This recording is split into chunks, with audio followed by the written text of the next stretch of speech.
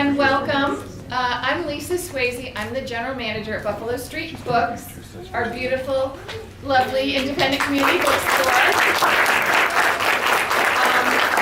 And we really are a community bookstore, and this effort that you're going to experience today is part of that community.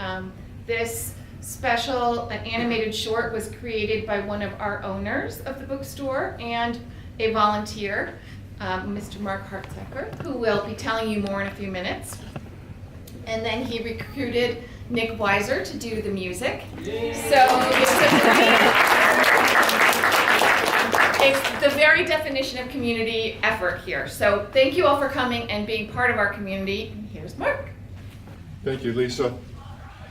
I can't tell you how gratifying it is. Is this on? Yep. Okay. I can't tell you how gratifying this is to see such a full house. Thank you, one and all, for coming today. I really appreciate it. Just to give you a briefest of overview of what we're going to do, in a moment we're going to show the short. And it's a short, about 5 minutes. And then after that, we're going to have a presentation about how this was created. And it's non-technical, lots of fun, lots of photographs of just some of what it took to put something like this together.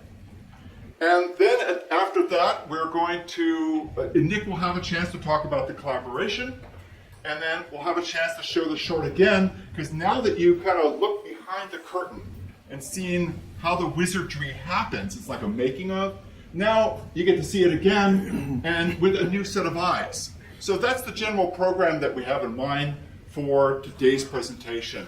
So with no further ado, we'll go ahead and get started. Thank you. Thank you. I'm glad you all enjoyed it.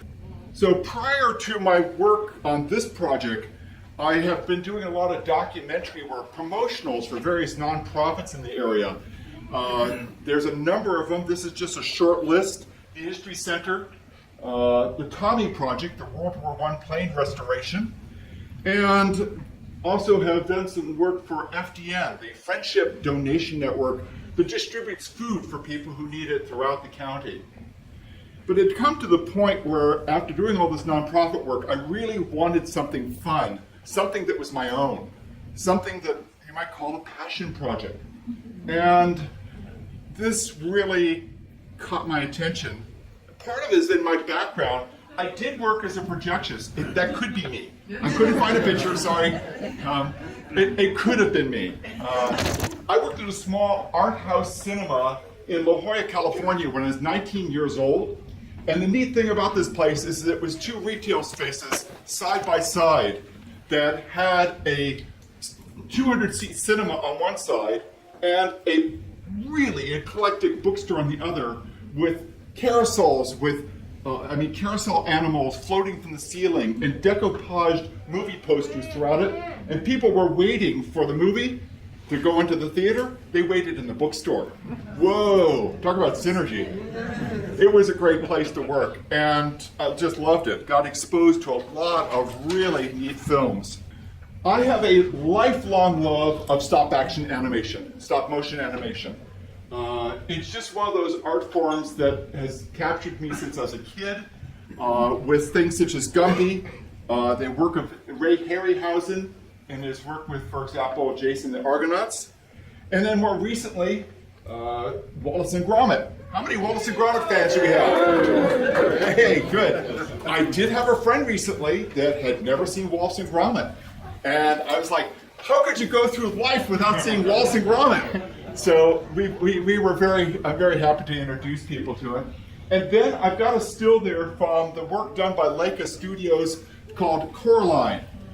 And Coraline, I won't say it's a children's film. It's a bit spooky, but it has some of the finest storytelling and some of the best stop motion animation I've ever seen. And I think there's a real difference between computer-generated animation such as you find in Pixar and stop motion animation is done by Aardman, Wallace and Gromit, or Leica Studios in the case of Coraline. It's real, it's tangible, it's tactual. You know it's been touched by people. It's just, for some reason, has a charm that you just don't find in computer animation in terms of just the sort of textural nature of it. My initial inspiration for really getting this going, it's a little dark, but it's this little monster, which you saw in the animation. Karen, my wife, created that little monster with her knitting needles, and I love that monster and felt that it begged to be animated, absolutely begged to be animated. And so my first foray into creating a stop motion animation was with this little beastie in one short afternoon. And with that in mind, Brett will bring it up for us.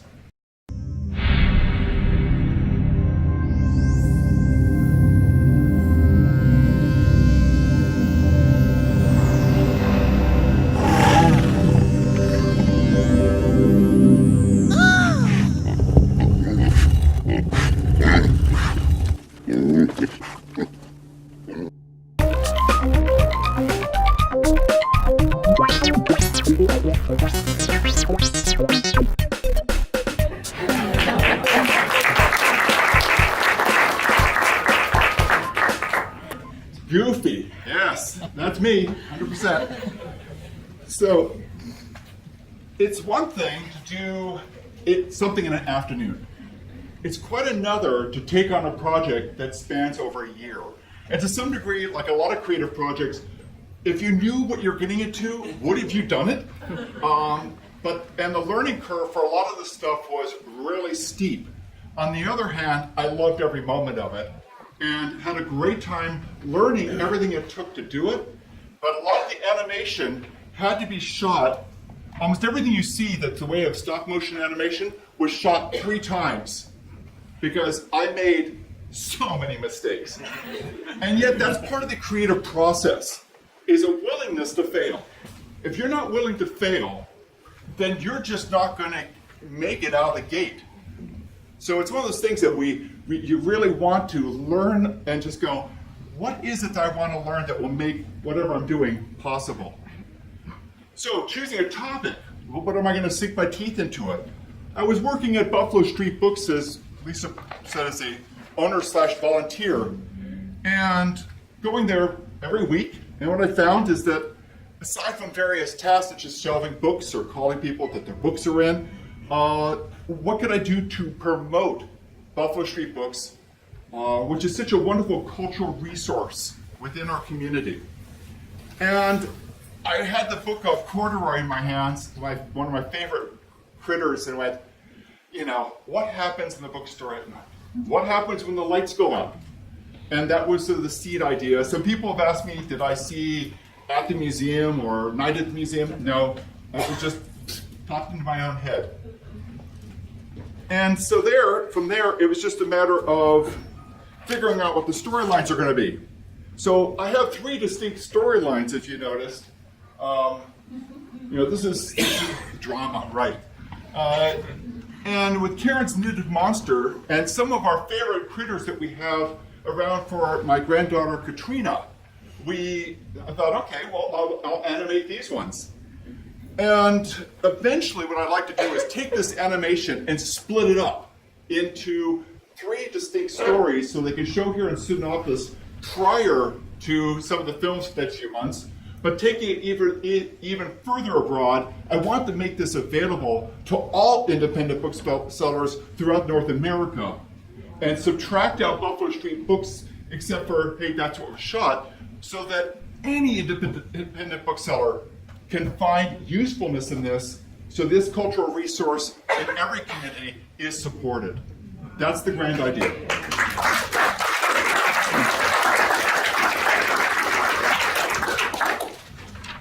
So, first off, you got a storyboard. And the way I storyboarded was by taking a lot of photographs, such as Buffalo Street Books, it's at the store, I got somebody to turn the light switch off, and that there's going to be this fast clock action. I have the original storyboard printed out on the front desk up here, front table, just so anybody wants to look through the general idea of how the whole thing was put together. So once, you just don't start shooting. Like, people think it's all about the camera. You get the camera out and you start shooting. Well, especially in stop motion animation, you just don't want to spend that much time working on this thing unless you know where you're going. Story is pretty important. So what I'm going to show you here, well, first off, is that realize that you are seeing 24 individual images on the screen for every second you saw of the creatures moving. So every 24 frames or individual images equals 1 second of time. So you can imagine how many times I moved those creatures to create what you saw, okay? And that's the nature of stop motion animation. Coraline, who I mentioned earlier, took 2 years with 15 sound stages and a crew of 200 to make. Wow. Okay? Just to put it in perspective. By the way, my daughter Julie, who's here today, after she saw Coraline, she pointed one finger at me and said, "Dad, you realize that people who do stop motion animation are crazy." Then she pointed 2 fingers at me when I told her about how Coraline was made. And she says, "You realize that people who make stop motion animation without collaborators on the animation are doubly crazy." Which I wear as a badge of honor. Thank you, Julie. What I'm going to show you here is the actual animation being done as a time lapse. And then I'll show you what it looks like as the camera sees it. Then I'm going to see it as the final composite when all the elements are brought together in the computer that I do afterwards.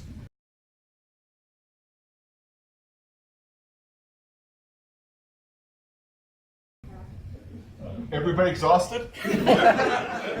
Okay. So now, let's take a look at what the camera saw.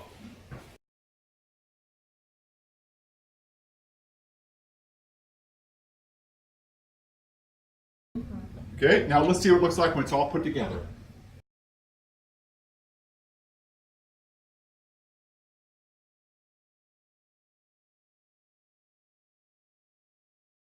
One thing about this, in the first image of me going like crazy, that was shot in our living room. I put up one of those giant sort of big tables like this off to the side of our living room, and Karen, God bless her, was like, "Okay, well, that's what's happening there." With all my lights, my cameras, my computers, everything was just right there because that was the place where I had room to spread out. So it kind of takes over when you're doing this if you don't have an actual studio.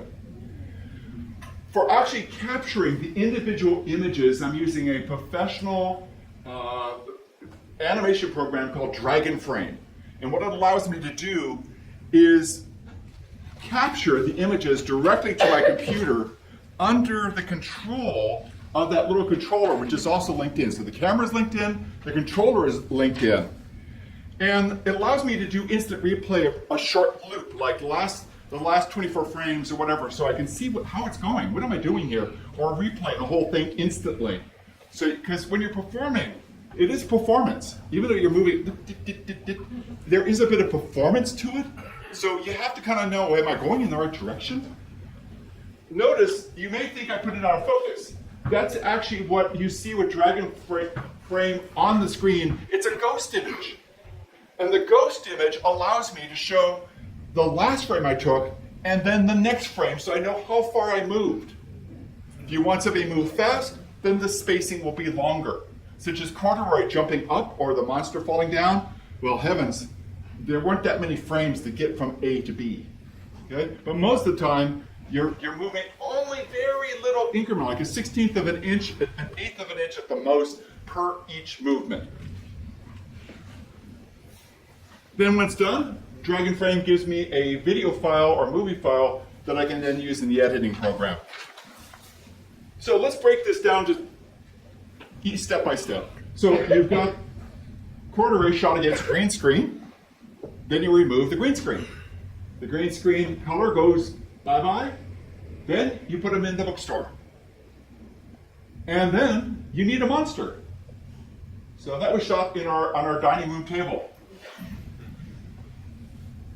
And remove the green, put it all together. And that's how the scene was created. So it's several layers all stacked up on another. One of the things was just making sure all the angles were right, so the shot of the monster looks like it was shot at the same angle that corduroy would see. There's a color correction you do to make it look like night. And that was the last step that I did in putting this together. One more short little behind the scenes here. What am I doing? What am I doing? Well, let's take a good look. So, it's definitely a green screen, and I'm ready to... Okay? Then, you have the book that is being just flipping.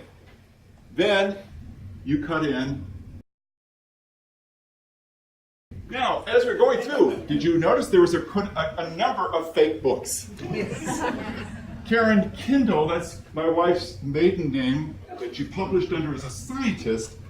I'm wondering if she went into science fiction, what she would write, but no, this is just one of my fake books. If you notice, the book cover for Edgar Allan Poe is the exact environment that he goes into when he goes into the Gothic, what I call the Gothic horror scene. And notice the name of the author for Super Salads. And the fun thing is that since you're creating this world, I'm creating this world, or whoever's creating this world, you get to put in whatever you want. It's your world. You get to put in whatever you think would be funny or enjoyable. These little sort of Easter eggs or special little pieces. Now some shameless promotion. The real books. My daughter, Mark Hartsuyker, is an author published by HarperCollins, and she's also published in several languages over in Europe. And so the cover of her Italian version of the book looks like this. But I couldn't help but combine the two. So when Poe drops out of off his bookshelf, look carefully. You'll see that little Viking poke his nose out at that particular moment. And then when all the little monsters are being read to by Corduroy, her book, The Sea Queen, is in the background. By the way, I do recommend it. It's a great series. If you like 9th century Viking scene from the Viking perspective. Okay, my brother Paul is an artist, and he's the one who created both the Raven and the environment that the Raven acted in. All its movements. It also so happens the Raven is my brother's totem animal, so he was really into this. He lives in San Diego, California. Here I am in Ithaca. So we transferred files back and forth. And it's a special blessing to have such a close creative connection with my brother. He created this raven, and if you look carefully, you'll see that it's a fully articulated creature. The wings move and flap, the head turns, and the claws open and close. Okay? He went through some 20 iterations of animation before he got this working the way it should. And one of the things was just taking full control of all the motion. And then the next thing was connecting Poe and the Raven. So we went through a couple rounds to get that put together. So I want to show you just how we create that Gothic scene. And this is the last sort of behind the scenes before we move on to Nick and talking about the music. So I found this photograph on a photo sharing site of a Gothic cathedral in the Czech Republic. And when I gave it to Paul, he said it doesn't fit the screen correctly. It's the wrong ratio. So he had those set extensions and took it out to make it fit more to the screen. Then we subtracted the sky. I found some video storm clouds on a stock video service, and we got them involved.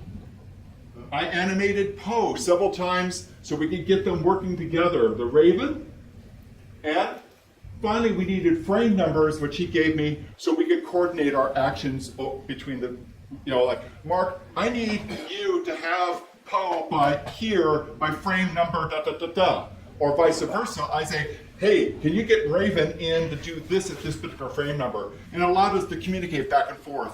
We can make those references. Another collaborator, my dear wife, Karen. She's responsible for the title, and that happened in a rather fun way. We were leaving a concert of classical music downtown. It was 10:30 at night, not her best time. And she just suddenly burst out and said, I know what the title is for your short. It's a Little Night Mischief, which is a play on Eine kleine Nachtmusik, or Little Night Music by Mozart. She was also responsible for the clouds you see as Poe departs the bookstore. And the neat thing about that was that I was coming up with all sorts of terrific cloud animations and smoke and all sorts of stuff with computer graphics. And she says, Mark, Poe is 2D. Embrace 2D. And hence, we brought the clouds in that fashion. Okay? Which I thought was really fun. It's like, once you've sort of like, okay, yeah, of course. And some things are like staring in the face, and then when somebody just points it out, it's like, okay. And that's one of the things that's so cool. We share a common craft room where all my studio equipment is for actually editing. And since she's there, I get constant commentary. I'll say, hey, come on over, what do you think of this? And she'll give me commentary so that it keeps me on the straight and narrow in terms of getting it right for all of you. And then finally, of course, she created the little monsters that I then incorporated into the film. When it comes to sound, sound is essential for grounding what you're seeing in some type of reality. Every sound you hear in an animated environment has to be put in. You know, for example, when Corduroy lands on his little rear end, that thud had to be found from somewhere or created. So there's nothing that comes with, it's 24 frames per every second. You're not shooting live. There's no sound to capture, except my exasperation when something falls over or whatever. So you need this environmental sounds to kind of make it all happen. The other thing is that the music is vitally important for it kind of giving the emotional tone and giving some type of texture. My inspiration was Peter the Wolf. Every character has a tone or a voice. And then there's the thematic nature to it in addition to the characters. We also wanted to do a little bit of play on the Little Night Music, hence the opening tune. So with no further ado, I want to pass this over to Nick Weiser, who will talk a bit about his role as a collaborator. Nick Weiser.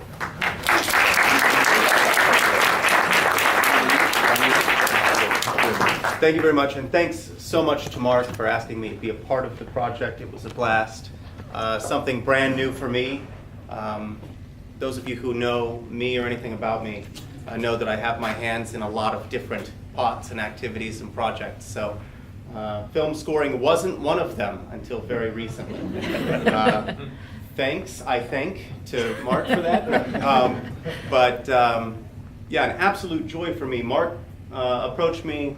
We knew each other from a couple of other collaborations that we'd done here in town, and Mark approached me about this particular project, and I thought, well, it sounds interesting, and I was immediately intrigued by the fact that he wanted to do something for the community, which is a huge part of what I try to do and what I stand for as a music maker, and then I also loved the idea that he was using children's characters. He was using these stuffed animals, and I thought, well, he showed me, I think, a snippet of some stuff that he was working on when he pitched the project to me, and I'm pretty sure it was the caterpillar that I first interacted with. And as soon as he showed me the character, I thought, oh, of course, I know what a caterpillar sounds like. You know, it was a lot of fun for me to get to reconnect with these characters, and it also made me realize that as I was growing up, I had these sort of musical connections implicit with the different characters and the different, I guess, childhood toys that I had. And I thought the more I worked on this project, a caterpillar sounds like this. Of course, a bear sounds a little awkward and lilting. But I had no idea what really went into it. As we started actually working on the project and laying down some of this material, I had imaginations for what each of these characters were going to sound like, very roughly. But I embraced another medium, and that's silent film, the idea of silent film and that tradition in terms of finding my inspiration for this. Again, those of you who know me know that I'm an improviser, a jazz musician, primarily these days by trade. So I thought, well, why don't we just sit with the video and I'll play along with it and we'll record some things that come out like a silent film musician would have back in the early days of film and animation. So that's how a lot of these themes came about. And I was also very pleased to discover that in the course of that process, I guess because we worked on this together over a relatively short amount of time, the same kind of themes or bits and pieces of this information from the very beginning would come back later in the film to create a sense of unity from one character to the next, from one scene to the next, and sort of tie the whole thing together. The thing that was most interesting to me about working on it, or the most challenging to me about working on it, was actually Karen's characters, these knitted things. I had no point of reference for them. I knew Edgar Allan Poe. I knew, okay, he's going to be brooding and angsty sounding and kind of awkward because he's two-dimensional. I'll give him a bassoon, something, an awkward instrument. And so Karen's characters, I had no context for. There was no connection for me to those initially. And so coming up with a soundscape or a palette of melodic and harmonic material for those was by far the most challenging thing that we did. Mark said he shot all of this 3 times. Mark will probably attest to the fact that I played through certain of these bits 50 or 60 times before I found something that I actually liked. Of course, his end's much more difficult. I can just hit the record button and then trash it, hit the record button and trash it, which I think you have some video of somewhere. That's following, yes. One of my most enjoyable little finds the little monster and holds it like Hamlet and goes, "Who are you?" Very, very true. Very true. So, but yeah, the entire thing was a real joy for me. It was a completely new direction to take some music making. And again, I hope what we were able to capture in the making of this and in the final product is that sense of improvisation, that sense of spontaneity and play, which is all a part of the music that I'm already always making. So thank you, Nick. Thank you. Yeah.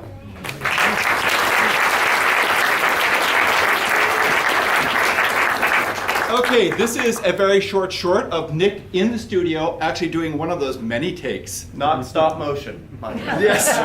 Getting hot to trot. Feels good though.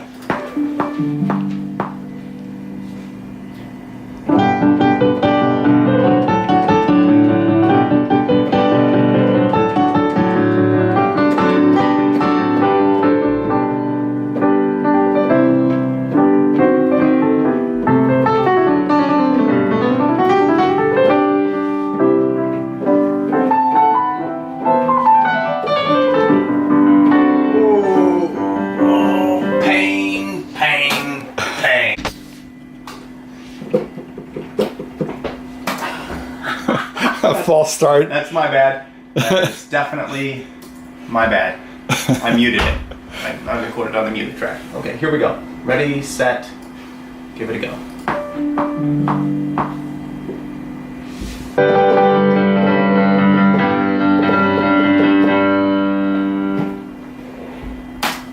Pretty close, but I can do better.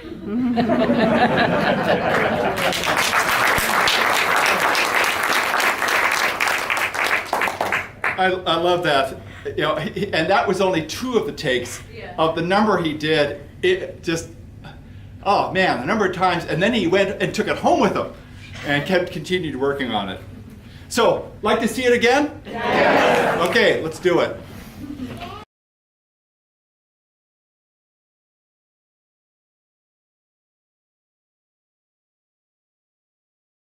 Back here. Your Poe character reminded me of some of the mid-70s Monty Python. Yes, yes. He was so weird to animate, because he's, and so they're moving him. I actually kept him still in one place. Just drew a line on the green screen, kept him still. And just moved through all the motions he's going to do, and then we moved him in editing across the environment. So all this movement actually happened not on the green screen, but it happened in post-production. Okay? He was a pain. Poe's a pain. Yes. Tony. Yes. So I'm thinking about what's the name of the little bear, but anyway. Corduroy. Corduroy, yeah. He's moving across, he's walking across the rug in there, he has a shadow. He did that all on green screen. Yes. What's the shadow? Good question. The point that Tony's bringing up has to do with the bear had a shadow. He had a shadow everywhere, and that was tricky. Because when you shoot green screen, if you do it right, there are no shadows. You don't want a shadow. It poses another complication. You just want a clean, gone. Everything's gone. But shadows ground us. That thing has a reality. If something doesn't have a shadow besides a vampire, you kind of, it's a little bit, it makes it look as if the creature like Corduroy is sort of floating, or posed just kind of floating across the environment. It doesn't ground them in the reality you're trying to establish. So I actually added the shadow in post-production. And that was tricky. I'm not going to get into the technology of how it was done, but there is a lot of programming that goes in behind the scenes that creates that shadow and the placement of the shadow to make sure it follows the bear and it's the right density and it's the right distance. I gotta spent weeks on that. Okay, that was like the highest technical challenge that I had, was making the shadows work. But without them, it just doesn't sell it in that environment. So it was really important that the shadows were there. Tony, thanks for asking. Yeah, because that was a big one. Yes. And then the Raven, that was not something that you shot single frame. That was something that your brother just made as a computer animation. It's a full-blown computer animation that he was able to move in all vectors in motion, and then he imposed it within that environment. Yeah. Yes. When the Raven Doctor screamed. Yes, I created that screen. I had to actually find a Repeat screen. the question. The question was that when Poe gets grabbed, he screams, or at least off camera, he also makes a sound. So there's this site that you saw cited called freesound.org, and I contribute sounds to it, and also it's got like, oh heavens, millions of sound clips that are available free as long as you're willing to attribute it that you borrowed them from those folks. And so I found the appropriate screen. So I had to find it on the internet, okay? That's not my screen. But the little moan that when Corduroy rubs his rear end, okay, that's my wife Karen. And I just took the pitch and pushed it up a little bit so that it's not quite her voice anymore. But it was really fun. I said, Karen, I need the little bear to go, ooh, ooh, you know. That was really fun to put in. Yes. Was two things. Was Rudolph the Red-Nosed Reindeer, is that stop? Yeah, there is the one from the 60s that was stop motion. Yeah, there is a version that is, yes. Okay, and also, how did you get interested in this? How long have you been doing it? That crazy short of the monster being eaten into the couch was done about 7 or 8 years ago. No, it wasn't that long ago. Wasn't, It was yeah. like 3 or 4 years ago. 3 or 4 years? Okay. Her memory. I've always loved it. I've always wanted to do it, but I had to come to a certain point in my life that I was ready to do it. So I've been interested in, from the slides I showed you, I was blown away as a kid watching the matinee of Jason the Argonauts with the giant statue comes with the sword. You know, it's fantastic. And that was prior to green screen and all the computer work that we can do now. They did that all those shots without any of that technology, and it still works today. So this inspiration goes way, way back. So are you self-taught then? Yes, totally. Yes. Yes. What I was wondering is, so did you bring in Nick when the visual part was completely finished. So it was the first thing he saw, the full thing without sound.